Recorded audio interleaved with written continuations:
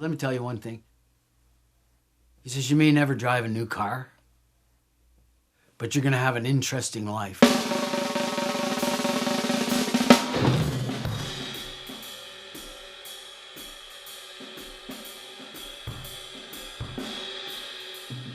My name is Stefan Loebus. I'm a professional session drummer in Toronto.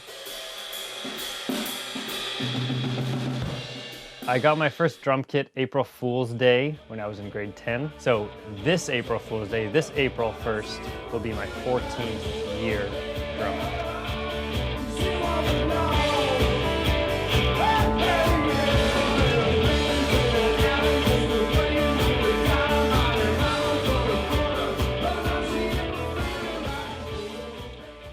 When I was in grade 8, I heard Blink-182's self-titled album, the one with the smiley face and the pink and blue on it.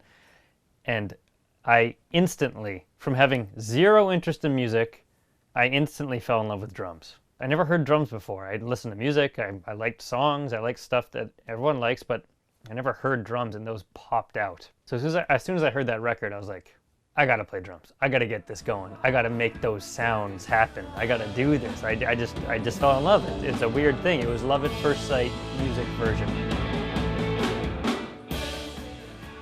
I grew up in a wonderful time.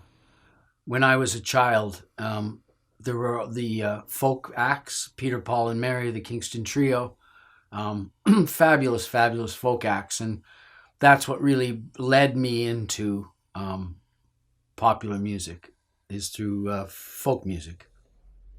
By the time the 60s came along and I started with bands when I was 13, I already had many years of singing under my belt. There's never a point in my life when for as far back as I can remember, that, I thought of anything else really.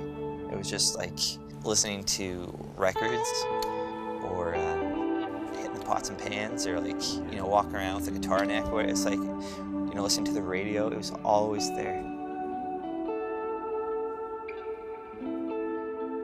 I remember in this very room we're sitting in right now, it's probably the third day I had my first drum set. I had Dave come over and we played, and he played bass, and we just jammed together.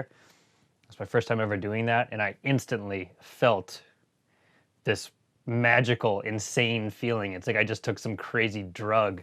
I was a 16-year-old. I was like, what is this that I'm feeling? It's that feeling of connecting with someone musically and playing something and creating something in the moment and being in sync. There's nothing like that. And I think people that don't play music don't really know what that feels like. I can tell you it's insane, and I can also tell you that's why people get hooked and end up doing what I do, which is pursuing music with some kind of insane blinders on to ignore everything that's telling you not to do it, because that feeling is worth it.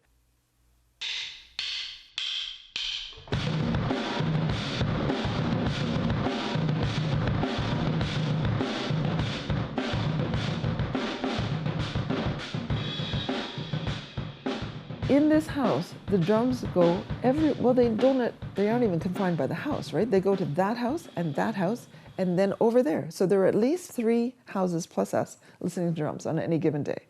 And the drums were right there. And we, hilariously, that was one thing I was going to tell you. Hilariously, we put them in the basement for a little while. And if you can believe it, we actually collected egg cartons for a while, thinking that if we staple these egg cartons to the ceiling, maybe the sound wouldn't penetrate. It would just bounce and hit itself and not go anywhere else in the house. So if you go downstairs, we actually have egg cartons stapled into the ceiling. Such a pathetic thing. We knew nothing. I had to invest in some industrial size earplugs because I like to have my little naps, and I'd go upstairs and the drumming would just reverberate throughout the whole house. But you get used to it as well, you develop bedtime stories that have a beat to it, and it's all good. I'm only kidding. I hope he's able to do this for a long time, but I also hope his ears last.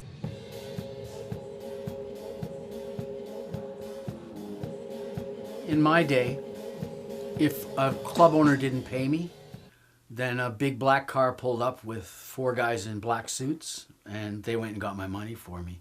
And that's what you need, is muscle. You need someone to come in and get your money for you. And we don't have that anymore. Yeah, it's a pain in the ass. I've been in situations where, you know, you just wait and wait and wait for the paycheck. You know, people get screwed out of money all the time. There's no policies or legal obligation for people to pay you when it's just a handshake agreement. So a lot of situations you find yourself having to really stand up for yourself and be assertive in situations where maybe you don't want to. A lot of uncomfortable conversations where people want to pay you less than your rate and they guilt trip you, and you have to kind of stand your ground and just make sure that you get what you deserve.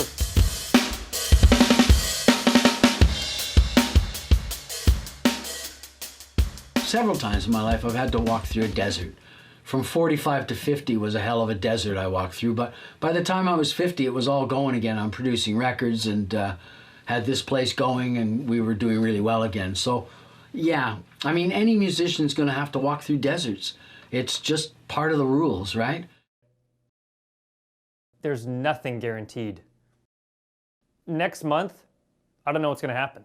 This month I could tell you a few things I have on the calendar. Next month, who knows? I could have 0 work next month. I don't know. That's the kind of pressure you live with. There's always that possibility of a dead, slow month hanging over your head.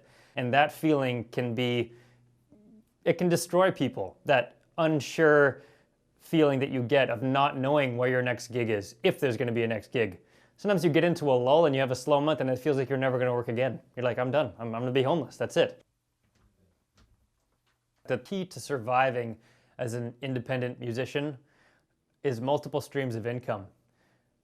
Being available and down to do as many different things related to your instrument as possible is the only way to survive. If you say, I'm only a recording session drummer, there's a good chance that certain months are going to be slim, and maybe so slim that you can't cut it.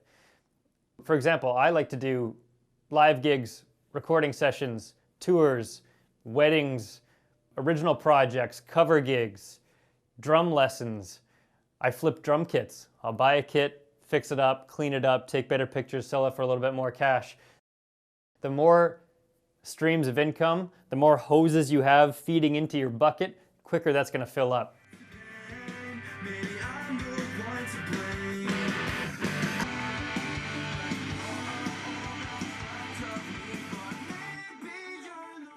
I look for people that are extremely together. I don't want to sit there for 4 hours and coach you. And then you get to know who the great ones are. They come in and it happens fast. That's what I want out of them. I want fast. The great players are great players, and you bring them in because they're great at what they do.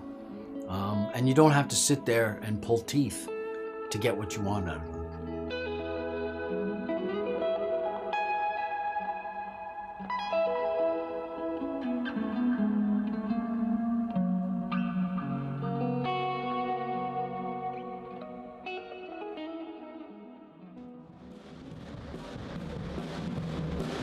In order to have success pursuing something creative, you need an equal balance of skill and delusion.